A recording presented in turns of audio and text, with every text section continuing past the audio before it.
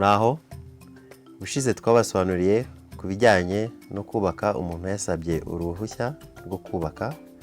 Uyu munsi tugiye kubasobanurira uburyo umuntu areba ko uruhushya yahawe cyangwa afite ari urw'umwimerere.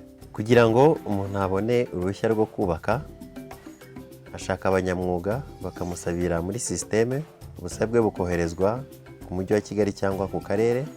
Ibyo yasabye bimaze gusuzumwa, abona uruhushya rwe muri ya sisiteme yasabiyemo. Iyo amaze kubona rwa ruhushya akarudawunilodinga cyangwa akarukura muri sisiteme, akaruha nyiri umushinga. Icyo nyiri umushinga asabwa ni ugusuzuma rwa ruhushya ahawe n'umunyamwuga ko ari urw'umwimerere.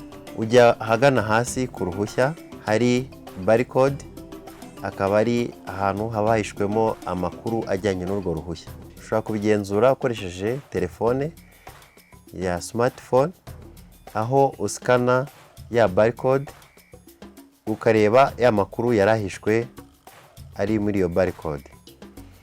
Iyo usanze ya makuru adahura n'ibyo wari wasabye, urugero nk'amazina ya nyiri umushinga cyangwa se aho umushinga uherereye, cyangwa se igihe usikanye ya barcode ukabona nta makuru iguha, icyo gihe urarukemanga, wihutira kurugeza ku nzego z'umutekano zikwegereye cyangwa se ku rwego ubona rwanditseho ko ari rwo rwatanze urwo ruhushya, kugira ngo urwo ruhushya rukurikiranwe runasuzumwe, ndetse n'abaruguhaye cyangwa bakoze ibyo bikorwa bakurikiranwe.